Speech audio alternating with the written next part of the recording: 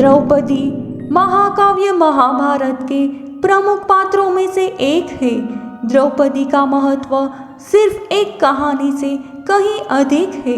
भारतीय शास्त्रों की विशालता के भीतर अतुलनीय कथा किसी न किसी रूप में जुड़ी हुई है। यह सिर्फ महाभारत के बारे में ही नहीं बल्कि अन्य प्रमुख पुराणों के बारे में भी है। उनकी कहानियों में सामान्य बिंदु, पुनर्जन्म और श्राप है। द्रौपदी काल की श्रापित थी। सबसे दयनीय जीवन द्रौपदी को ही मिला।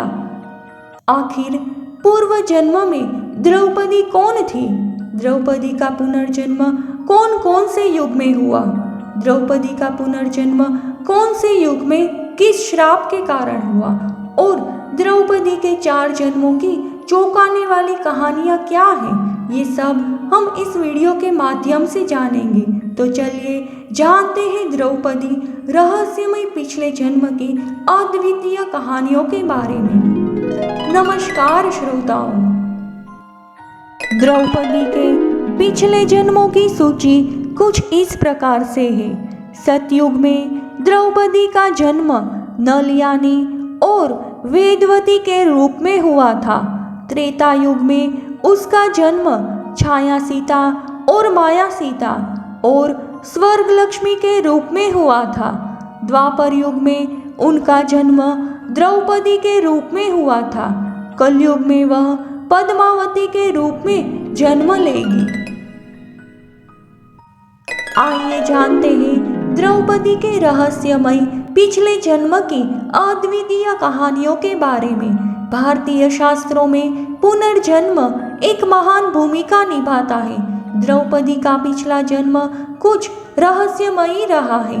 भारत में 2 महाकाव्य हैं, एक रामायण और दूसरा महाभारत। ये दोनों महाकाव्य पुनर्जन्म की कहानियों से जुड़े हुए हैं। इनमें से कई अवतारों का शास्त्रों में प्रत्यक्ष उल्लेख नहीं है। हालांकि इन्हें डिकोड करने के लिए एक उचित अनुमान की आवश्यकता होती है।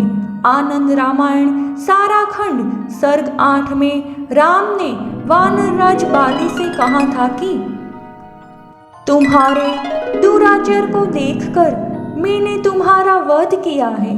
फिर भी द्वापर युग के अंत में तुम एक शिकारी बनोगे और अपनी पिछली शत्रुता को याद करोगे और प्रभास के स्थान पर मेरे पैर को छेदोगे। तब तुम जन्म और मृत्यु के चक्र से मुक्त होकर एक बेहतर लोक पाओगे। द्वापर युग में बाली ने इस शिकारी के रूप में पुनर्जन्म लिया और कृष्ण को मार डाला, जो राम के अवतार थे। पुनर्जन्म का मुख्य कारण कर्म था। यह संदर्भ केवल एक जटिल संबंध को दर्शाने के लिए दिया गया है। भौतिकी में गति के नियम को एक क्रिया में एक समान और विपरीत प्रतिक्रिया होती है कहा जाता है। भारतीय दर्शन मुख्यतः कर्म के बारे में है, जो जीवन में गति के तीसरे नियम के समान है। यह मूल रूप से है, जो कुछ भी आप देते हैं वह आपके पास वापस आता है। राम ने अपने पिछले जन्म में वानरराज बाली का वध किया था।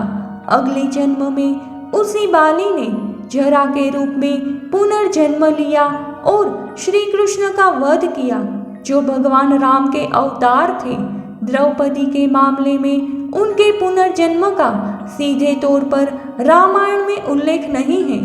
हालांकि अनुमान के अनुसार वह निश्चित रूप से आनंद रामायण की छाया सीता है।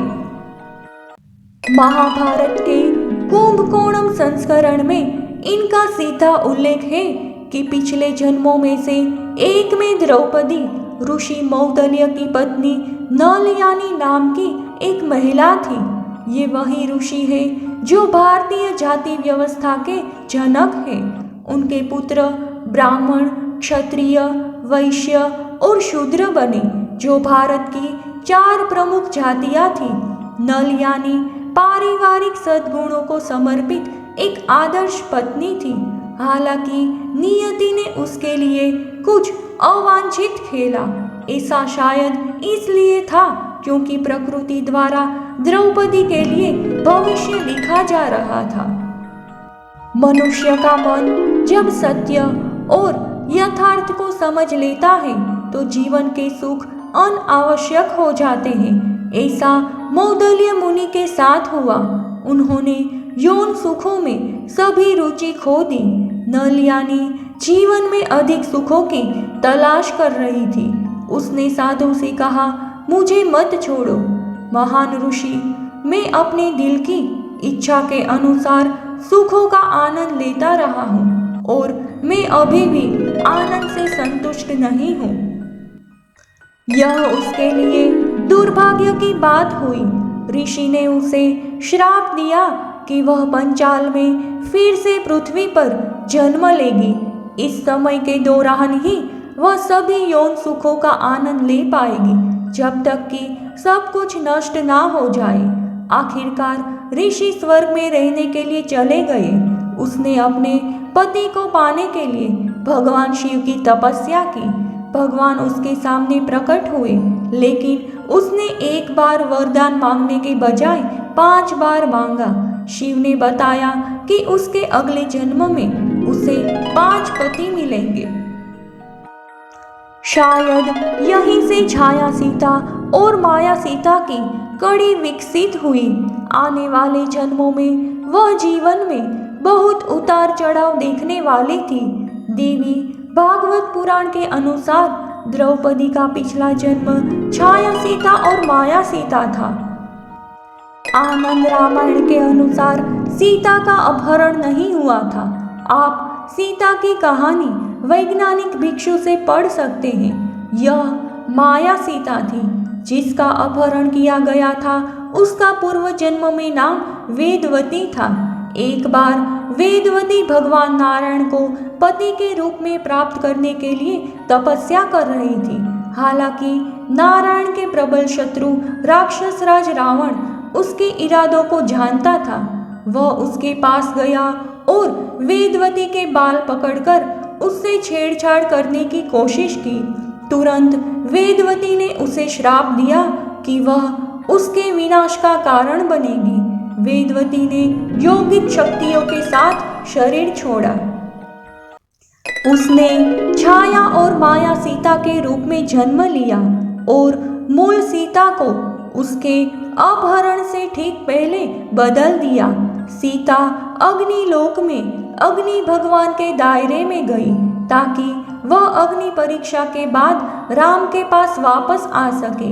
अग्नि परीक्षा में राम ने छाया सीता को अपनी शुद्धता साबित करने के लिए कहा था। ऐसा इसलिए किया गया था ताकि छाया सीता वापस चली जाए और सीता अग्निलोक से वापस आ जाए। हालांकि सीता ने राम से उनसे विवाह करने का अनुरोध किया। राम प्रतिबद्धता के व्यक्ति थे। उसने उससे कहा कि यह संभव नहीं है क्योंकि वह केवल मूल सीता से प्रेम करते हैं। उसने उसे वरदान दिया कि कलयुग में जब वह कल्कि और बालाजी और वेंकटेश्वर के रूप में जन्म लेंगे तो वह उससे शादी करेंगे। इस बीच छाया सीता से राम द्वारा हिमालय में तपस्या करने का अनुरोध किया गया ताकि वह स्वर्ग की लक्ष्मी स्वर्ग लक्ष्मी के रूप में जन्म ले सके। स्वर्ग लक्ष्मी के रूप में आशीर्वाद देना राम की कृपा थी। देवी भागवत में द्रौपदी को त्रियानी कहा गया है। इनका जन्म अधर्मियों का नाश करने के लिए हुआ है। सतयुग में वह वेदवती थी। त्रेता युग में वह छाया और माया सीता थी। साथ ही सतयुग में ही नलयानी के रूप में। द्वापर युग में वह स्वयं द्रौपदी है। वेंकटचल महात्म्य पुस्तक में यह उल्लेख किया गया है कि वेदवती पद्मावती के रूप में जन्म लेगी और भगवान कल्कि और बालाजी और वेंकटेश्वर उनसे विवाह करेंगे। हालांकि उनकी प्रमुख पत्नी सीता हमेशा उनके दिल में ही रहेगी। मूल सीता ने द्वापर युग में रुक्मणी के रूप में जन्म लिया और कलयुग में राम नाम के साथ जन्म लेगी। उम्मीद करते हैं श्रोताओं, आप सभी को द्रौपदी पूर्व जन्म की 4 युगों से जुड़ी हुई कहानियों के बारे में रोचक जानकारी का यह वीडियो ज़रूर पसंद आया होगा। कृपया इसे अपने दोस्तों में शेयर ज़रूर करें। ऐसी ही कोई और माइथोलॉजिकल जानकारी के लिए हमें कमेंट करें। हम कमेंट बॉक्स में आंसर देके या उन पर वीडियो बना के आपको जानकारी अवश्य प्रदान करेंगे। धन्यवाद।